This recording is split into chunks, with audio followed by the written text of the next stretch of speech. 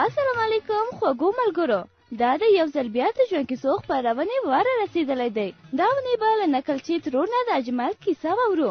نو راځئ چې په ګډه کیسې ته غوږ شو.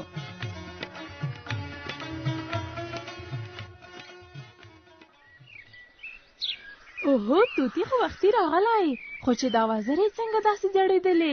صبر چې لږ نږدې ورشم. سلام تورې، سلام. علیکم سلام توتي، څنګه دې پښې په خټو لړلې؟ په پښو راغلی یې؟ نه تورې، له سپینو اوبه څښلې، پښې مې په خټو ککړې شوېته کړې. ښه توتي، نو ولې خفه یې؟ خو پاکې یې کړه.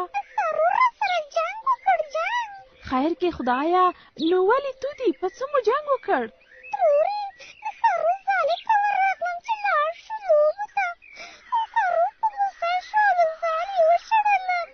راته یې ویل چې زه در سره لوبو ته نه ځم، نه ځم. همداسې په ککړو پښو ورغلې؟ او تورې. ښه توتي، تا ته مې لکه چې د اجمل کیسه نه ده کړې ها؟ نه تورې، نه مې ده اورېدلې. ښه نو توتي، ته صبر، زه د دلته څنګ ته کښېنم. زه تورې، زه به لږ دې خواته شم. نه نه مه خوځېږه، دا دی کښېناستم. دا هغسې ښه تورې، څه ته ګورې؟ اوس ته کیسه پیل کړه، کیسه. ښه نو کیسه داسې ده چې په یو کلي کې د اجمل په نوم یو هلک اوسېده. اجمل په خپله نیا ډېر ګران و. تل به یې ورته خوږې خوږې کیسې کولې. ستا غوندې کیسې کولې، کیسې؟ هو توتي، د همدې لپاره خو په اجمل یې نیا ډېره ګرانه وه او هر وخت به یې څنګ ته ناست و.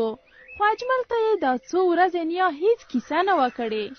نیا به یې خپل څنګ ته هم نه ورغوښت. یوه ورځ چې هوا ډېره سړه وه، اجمل له باندې په منډه راغی. ډېر سړی شوي وو.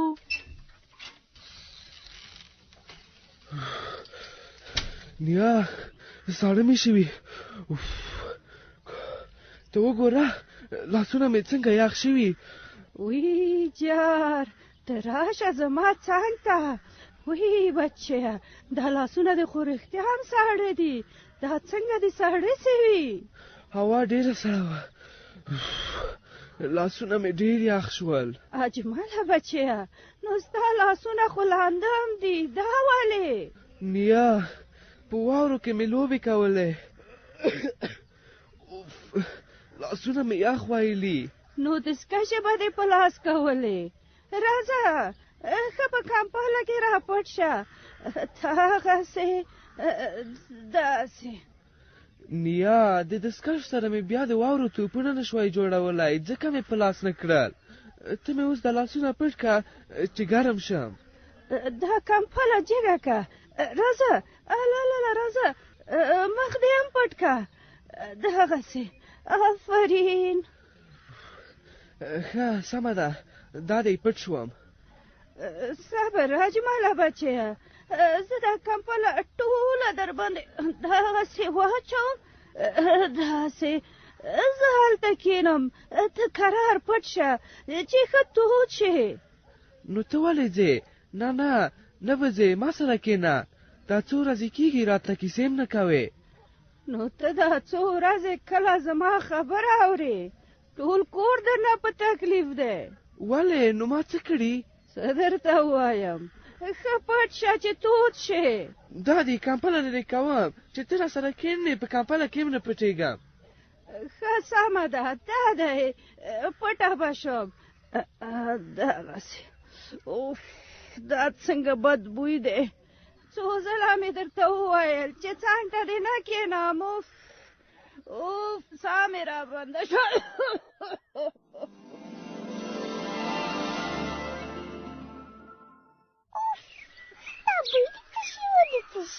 توتي، ته کیسه واوره، بیا به خپله پوه شې. ښه تورې، بیا څه وشول؟ څه؟ د اجمل نیا له اجمل سره هره ورځ همداسې په جنجال اخته وه. اجمل به یې هېڅ خبره نه منله. بله ورځ یې اجمل د ملګرو میلمه شو. سلام علیکم. وعلیکم سلام. ستړی مه شه اجمله. په خیر راغلی اجمله. خیر یوسې میرویسه. اوهو، دلته خو نور ملګري هم راغلي. نثاره، تا خو راته ونه ویل چې د میرویس زوی کره به نور ملګري هم راځي. اجمله، نثار هم نه خبر. ما ویل چې د یو بل په لیدو به تاسو ډېر خوښ شئ ځکه مې درته ونه ویل راځه دلته کښېنه. هو میرویس ښه وایي اجمله په لیدو دې ډېر خوشحاله شوم. زما هم ډېر یادې دی ښه شول چې له نږدې مو سره ولیدل. له میرویس نه خو باید مننه وکړو. اجمله د مننې وړ نه ده راځه دې خوا کښېنه. دا دی دلته به کښېنم. دغسې کوټه هم ښه توده ده میرویسه. هو هوا هم سړه ده ما ویل چې ګرمه کوټه کې مجلس هم خوند کوي.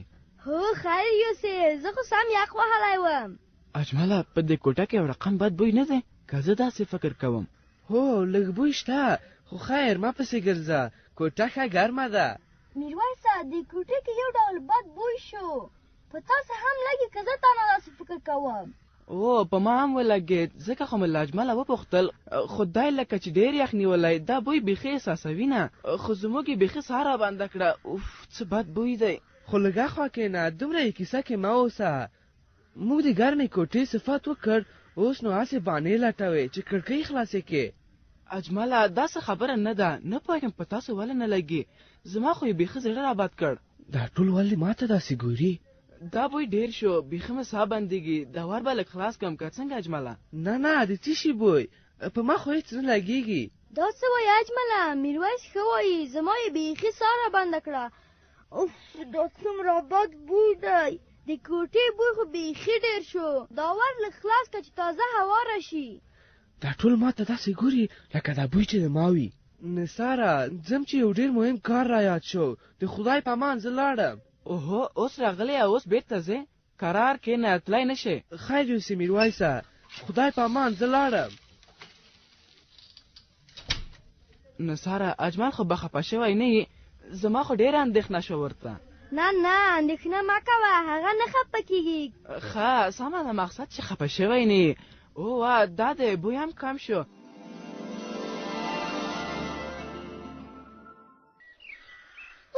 څورې اجمل ته کوم مهم کار وریاد شو ریاد؟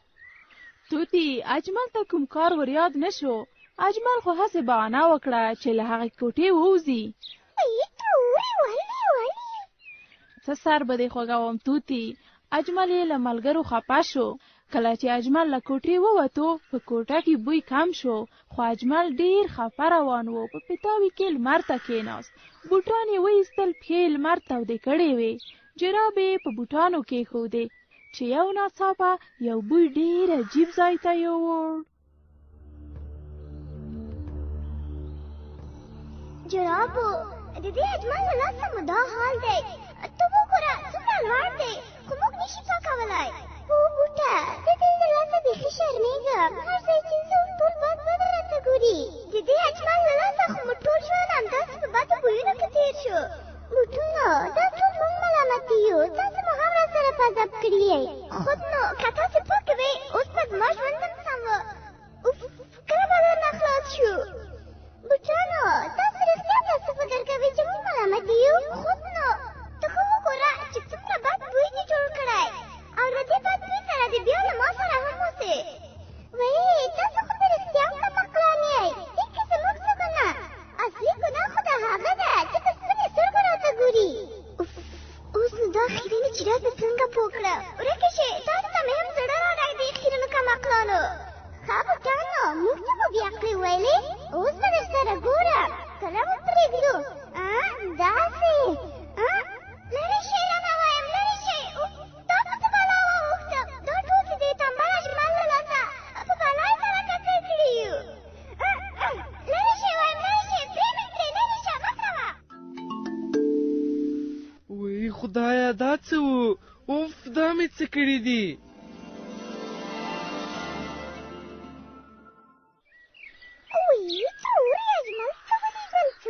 اجمل چې د خپلو بوټانو او جرابو جنګ ولید له ځان سره یې فکر وکړ چې زما له لاسه ټول څومره خفه وو او زما نیا چې دا دومره وخت را سره خفه وه او کیسې یې نه راته کولې اوس پوه شوم چې ټوله ستونزه په ما کې وه. ښه شو چې اجمل پوه شو پوه.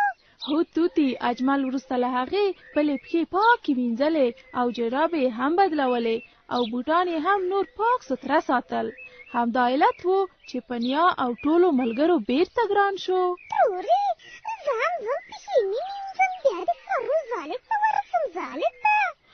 آفرین توتی، پښې دې ومینځه. خو د ښارو ځاله کې څه کوې؟ هغه په خوله کوم، زه ملامت څوم ملامت. څومره هوښیار یې توتی. خیر راشه پښې دې دلته په دې لښتي کې ومینځه. ته ډېر هوښیار یې، ځکه خو درته هر وخت کیسه کوم او ته هم ورنه ډېر څه زده کوې. اوس چې ته روان یې، زه هم ځم چې بلې اونۍ ته یوه ښکلې کیسه را پیدا کړم.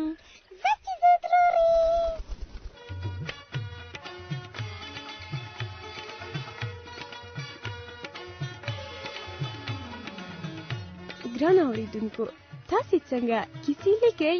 له خپلې انا یا هم له نورو مشرانو مو کومې کیسې زده کړې دي؟ که کیسې لرئ نو په لیک کې یې ولیکئ او په دې پوستي پته یې موږ ته راولېږئ. د افغانستان تعلیمي مؤسسه د پوسټ بک شمېره ده 1919 کابل افغانستان.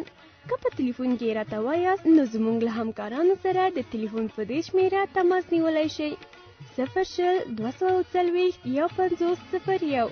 د تلیفون شمېره یو ځل بیا تکراروم 00240 1501. همدارنګه که د انټرنیټ اسانتیاوې لرئ نو د افغانستان د تعلیمي مؤسسې ټولې ښوونیزې خپرونې په دې انټرنیټ پاڼه کې لوستلی او اورېدلی شئ. د انټرنیټ پاڼې پته ده تجلا.af. دا ادرس به په ټکو هم درته ووایم TAJALLA.AF.